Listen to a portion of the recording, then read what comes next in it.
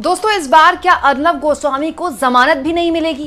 क्या BJP IT cell के मुखिया अमित मालवीय को राहुल गांधी की विवादित पोस्टर या फोटो एडिट करने की सजा मिलेगी? दोस्तों, कांग्रेस पार्टी ने एक ऐसा फैसला लिया है जो जानकार कहते हैं, बहुत से पत्रकार कहते हैं सोशल मीडिया में कि दरअसल ये फैसला कांग्रेस पार्टी ने बहुत देर से लिया है, बहुत पहले ही ले लेना चाहिए था। दोस्तों, गोदी मीडिया ने पत्रकारिता के साथ जो किया, देश के साथ जो नुकसान किया है, उसके बारे में हम खूब चर्चा कर चुके हैं। लेकिन अब इनको जवाबदेही और सजा देने के लिए कांग्रेस पार्टी ने एक बहुत ही बड़ा फैसला लिया है। अर्नब गोस्वामी और बीजेपी आईटी सेल के मुखिया अमित मालवीय के खिलाफ एफआईआर दर्ज करवा दी गई है। जी हां दोस्तों, न केवल दोस्तों एफआईआर दर्ज है, बल्कि इस बात का भी ख्याल रखा गया है कि जिन धाराओं के तहत एफआईआर दर्ज कराई गई है, उन धाराओं के तहत दोनों को जमानत मिलनी मुश्किल हो जाए। ये सब कुछ क्यों हुआ है, मैं आपको बताती हूँ। दरअसल हुआ ये दोस्तों कि जब से भारत पाकिस्तान के बीच जो सैन्य संघर्ष हुआ वो चरम पर था और उसके बाद सीजफायर हुई, बहुत सी बातें हुई। बहुत से लोगों ने तुर्की, जिसे हम टर्की भी कहते हैं, तुर्की भी कहते थे, अब तुर्की कहते हैं सब, तुर्की के बॉयकॉट की बात कही। और ये एक आम गुस्सा था जो हम भारतीयों का उतरा कि भाई तुर्की का बॉयकॉट होना चाहिए। क्यों दोस्तों? क्योंकि उसने सीधा सीधा पाकिस्तान की मदद की। लेकिन अर्नब गोस्वामी ने तो हद पार कर दी दोस्तों। अर्नब गोस्वामी ने अपने शो में एक वीडियो चलाई जिसमें तुर्की की एक अनाम बिल्डिंग, एक अजीबोगरीब बिल्डिंग जिसका कांग्रेस से कोई लेना देना नहीं है, उसको कांग्रेस पार्टी का दफ्तर बता दिया। अब हुआ क्या, उसके बाद अर्नब गोस्वामी का मजाक उड़ने लगा कि ये क्या कर रहे हैं, किसी भी बिल्डिंग को उठाकर कांग्रेस पार्टी का दफ्तर बता दिया। लेकिन बात मजाक से ऊपर की थी। खुलेआम कांग्रेस पार्टी को एक तरह से गलत कांग्रेस पार्टी की इमेज बनाई अर्नब गोस्वामी ने। वहीं दूसरी ओर कल ही कुछ ऐसा हुआ जिसके बाद और कांग्रेस पार्टी को आपत्ति हुई। कल मैंने आपको कई वीडियोस दिखाई, उनमें से पहले ये वीडियो मैंने आपके सामने दिखाई थी जिसमें राहुल गांधी की फोटो एडिट करके बीजेपी के आईटी सेल अमित मालवीय ने शेयर की, जिसमें एक हिस्सा राहुल गांधी का दिखाई दे रहा है और एक जो पाकिस्तान का आर्मी चीफ है उसका दिखाई दे रहा है। और इसको लेकर मतलब राहुल गांधी पर बहुत ही घटिया, मतलब राहुल गांधी का एक बहुत ही बुरा आप कह सकते हैं पोस्टर ये शेयर किया बीजेपी के आईटी सेल के मुखिया अमित मालवीय ने। अब दोनों के खिलाफ कांग्रेस पार्टी ने शिकायत दर्ज करवाई है, बाकायदा एफआईआर दर्ज करवाई है। एक अर्नब गोस्वामी पर, क्योंकि अर्नब गोस्वामी के चैनल ने गलत जानकारी दी, देश को झूठ बताया, एक अनाम बिल्डिंग दिखा दी तुर्की की और कह दिया कि कांग्रेस पार्टी का तुर्की में दफ्तर है। वहीं दूसरी ओर अमित मालवीय ने राहुल गांधी की फोटो को गलत तरीके से फोटोशॉप किया और उसके बाद उसको सर्कुलेट करने की कोशिश किया भी। और हैरानी इस बात की दोस्तों कि अमित मालवीय ने केवल ये फोटो शेयर नहीं की, ये एक और कार्टून शेयर किया। दोस्तों, इन दोनों ही फोटोज को लेकर कांग्रेस पार्टी ने आपत्ति जाहिर की है और अब अमित मालवीय के अलावा अर्नब गोस्वामी पर भी एफआईआर दर्ज करा दी गई है। लेकिन यहां पर मैं अर्नब गोस्वामी के बारे में आपको एक और बात बताती हूँ। दोस्तों, जब एफआईआर दर्ज हुई तो रिपब्लिक घुटनों पर आ गया। अर्नब गोस्वामी जो बैठकर प्राइम टाइम में चीखम चिल्ली मचाते रहते, किसी को कुछ भी बोल देते हैं, उनके डिजिटल प्लेटफॉर्म ने बकायदा माफी जारी की है सार्वजनिक तौर पर।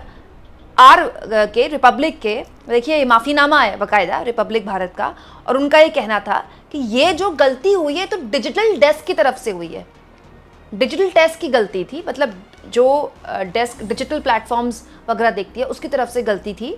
ये जो क्लिप है ये अर्नब गोस्वामी की डिबेट में नहीं ब्रॉडकास्ट की गई। हालांकि दोस्तों अनकंडीशनल रिग्रेट, मतलब बिना शर्त माफ़ी मांगी है अर्नब गोस्वामी के चैनल ने। लेकिन अब कांग्रेस पार्टी ने साफ कर दिया है कि माफ़ी से काम नहीं चलेगा, अब तो आपको सदा भुगतनी पड़ेगी। इसीलिए कांग्रेस पार्टी ने आर भारत यानी कि रिपब्लिक भारत के मालिक अर्नब गोस्वामी के खिलाफ भी एफआईआर दर्ज करवा दी है और बीजेपी आईटी सेल की मुखिया अमित मालवीय के खिलाफ भी एफआईआर दर्ज करा दी है। और जैसा कि मैंने आपसे कहा, धाराएं बहुत सख्त हैं, दोनों के लिए जमानत मिलना बड़ा मुश्किल हो जाएगा। दोस्तों, बीजेपी आईटी सेल के मुखिया अमित मालवीय के बारे में तो खूब बात करते हैं हम, आईटी सेल के बारे में भी खुद बात करते हैं, लेकिन अर्नब गोस्वामी के बारे में बात करना यहाँ पर बहुत ज़रूरी है।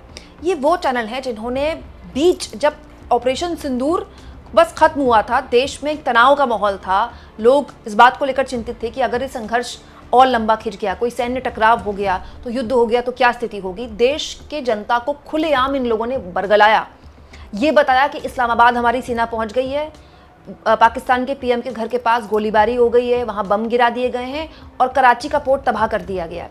अब यकीन जानिए, इससे देश की मीडिया का नहीं, पूरे देश का मजाक उड़ रहा है, पूरी दुनिया में पूरी दुनिया में थू थू हो रही है, और थू थू इस बात पर हो रही है कि इतना सेंसिटिव मामला, उसके बाद भी भारत की मीडिया ऐसी दोयम दर्जे की रिपोर्टिंग कर रही थी।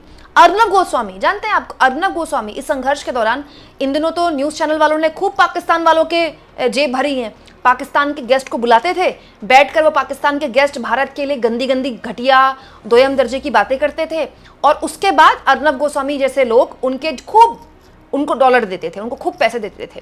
तो ऐसे ही एक गेस्ट को अर्नब गोस्वामी ने अपने चैनल में बुलाया और ये कहा कि मेरे पास बहुत इंटेलिजेंस की तगड़ी जानकारी है और आपका आर्मी चीफ इस होटल के 5वें फ्लोर में बैठा हुआ है, मुझे ये भी जानकारी है। जानते हैं वो पाकिस्तान के गेस्ट ने बैठकर क्या बोला? आपके पास तो पता नहीं क्या जानकारी है, जिस होटल की आप बात कर रहे हैं वहां तो फ्लोर ही 2 हैं। अर्नब गोस्वामी ने वहां 5वें फ्लोर में आर्मी चीफ को बता दिया। उसके बाद इनके काफी मीम भी बने। लेकिन अर्नब गोस्वामी ने जो कुछ किया है दोस्तों हाल के सालों में, वो उसको लेकर उनकी जवाबदेही तय होनी चाहिए। मत भूलिए अर्नब गोस्वामी ने एक अच्छी खासी भली लड़की और उसके परिवार को तबाह कर दिया। रिया चक्रवर्ती को आखिरकार सीबीआई ने क्लीन चिट दी ना सुशांत सिंह राजपूत के मामले में। दोस्तों रिया चक्रवर्ती और उसके परिवार के लिए क्या क्या नहीं बोला अर्नब गोस्वामी ने। मुझे ड्रग दो, मुझे ड्रग दो, मुझे ड्रग दो। याद है वो मीम आपको? वो मीम आपके लिए और मेरे लिए मजाक बन सकता है, लेकिन एक पूरा परिवार तबाह हो गया। अर्नब गोस्वामी जैसे चैनलों ने रिया चक्रवर्ती को देश का सबसे बड़ा ड्रगी, चुड़ैल, नागिन, किसी का बेटा खाने वाला, क्या क्या नहीं बताए, काला जादू करने वाला, चुड़ैल। मतलब आप सोचिए एक अच्छी भली जवान लड़की का करियर तबाह हो गया सिर्फ इसीलिए क्योंकि इन चैनलों ने मतलब खुलेआम बिना तथ्य होए, बिना सबूतों पे इस लड़की के पीछे लोग पड़ गए, गिद्धों की तरह पीछे पड़े हैं लोग। दोस्तों जब सीबीआई ने क्लीन चिट दे दी रिया चक्रवर्ती को, किसी ने माफी मांगी? किसी ने एक बार कहा कि हाँ हमने रिया चक्रवर्ती के लिए जो बातें बोली वो गलत थी, वो नहीं बोलनी चाहिए थी? दोस्तों मत भूलिए देश की सरकार बार बार एडवाइजरी जारी कर रही थी। भारत और पाकिस्तान के बीच जो सैन्य संघर्ष हुआ उसमें बार बार चेता रही थी न्यूज चैनल्स को कि लाइव रिपोर्टिंग मत दिखाइए, आप सूत्रों के हवाले से खबरें मत चलाइए। और ये पूरा पहलगाम आतंकी हमले के बाद जो सीज फायर हुई, इनफैक्ट अभी तक इनकी सारी कवरेज सूत्रों के हवाले से चल रही है, जिस कवरेज में तथ्य और तर्क और फैक्ट्स के अलावा कुछ होना ही नहीं चाहिए था क्योंकि इतना सेंसिटिव मामला था। इन लोगों ने केवल और केवल पूरी कवरेज सूत्रों के हवाले से चलाई। सरकार के बयान को सूत्रों के हवाले से चला रहे थे ये लोग, अभी भी चला रहे हैं। दोस्तों अर्नब गोस्वामी के चैनल ने भी उन दिनों जब सरकार एडवाइजरी जारी करके कह रही थी कि मत ऐसी वीडियो चलाइए जिससे दुश्मन को फायदा हो सके, इनके रिपोर्टर घूम कर बीएसएफ के जवान कहां चेकिंग कर रहे हैं, कहां एनकाउंटर चल रहा है आतंकवादियों के साथ, सेना के जवान इस वक्त प्रहरी बनकर कहां पर सुरक्षा दे रहे हैं, कहीं बर्फ गिरी हुई है तो वहां इनका रिपोर्टर पहुंचा हुआ है, कहीं सेना का जवान चेकिंग कर रहा है वहां इनका रिपोर्टर पहुंचा हुआ है। इन लोगों ने इस हद तक भारत की सुरक्षा के साथ खिलवाड़ किया कि उन जवानों के चेहरे तक दिखा दिए। मतलब आप सोचिए किस लेवल पर ये लोग पहुंच गए हैं। इनको अब चापलूस मीडिया कहना भी बहुत कम हो गया है। और सबसे बड़ी बात, हद दर्जे की बेशर्मी, हद दर्जे की वाहियातपन दिखाने के बाद भी इनको शर्म नहीं है। दोस्तों आप एक चीज नोटिस कीजिए, जिस रात सारे न्यूज चैनल्स ने खबर चलाई कि इस्लामाबाद में पाकिस्तान के पीएम के घर में विस्फोट हो गया, कराची पोर्ट में आईएनएस विक्रांत पहुंच गया, ये कर दिया वो कर दिया। दोस्तों आप नोटिस कीजिएगा सारे न्यूज चैनल्स में एक साथ ही खबर चली, एक साथ सब में ब्रेकिंग चली, बिल्कुल एक साथ।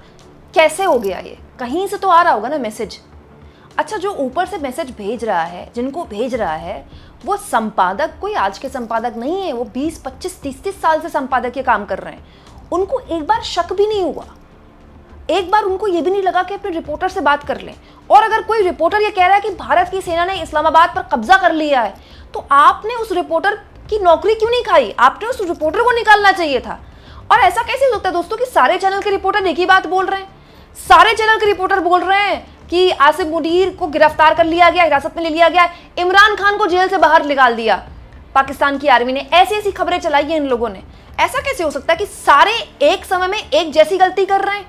मतलब इनके पास कहीं से तो जानकारी आ रही है ना, वो जानकारी देने वाला झूठी जानकारी दे रहा है, इनको पता है जानकारी झूठी है, उसके बावजूद भी ये चला रहे हैं। क्यों चला रहे हैं दोस्तों? कौन सा प्रोपेगेंडा है? और ये प्रोपेगेंडा ऐसा है जिसके बाद आपकी किरकिरी हो रही है, मीम बन रहे हैं पाकिस्तान में, और वो भारत की मीडिया पर नहीं, भारत के लोगों पर मीम बन रहे हैं कि हम ऐसी मीडिया कंज्यूम करते हैं। मैंने उस वक्त भी कहा था दोस्तों जिस वक्त भारत और पाकिस्तान का संघर्ष चल रहा था, और अब फिर कह रही हूं, हमारा देश तो खैर डिजर्व करता ही करता है, लेकिन हमारे सेना हमारी सेना ने जितना शानदार काम किया ऑपरेशन सिंदूर के बाद, हर हाल में हमारी देश की सेना तो कम से कम इससे बेटर मीडिया डिजर्व करती है। हमारी देश की इतनी पराक्रमी सेना इतनी दोयम दर्जे की घटिया मीडिया तो बिल्कुल डिजर्व नहीं करती। और अब अर्नब गोस्वामी के चैनल की माफी किसी भी हाल में कांग्रेस पार्टी ने मानने से इनकार करते हुए कह दिया है कि अब तो आप एफआईआर झेलिए। आप इस मुद्दे पर क्या सोचते हैं दोस्तों, कमेंट बॉक्स में जरूर लिखें और जितना हो सके चैनल को शेयर करें, सब्सक्राइब करें और थैंक्स और ज्वाइन के ऑप्शन से अगर आप चाहें तो कुछ आर्थिक मदद भी चैनल की जरूर करें।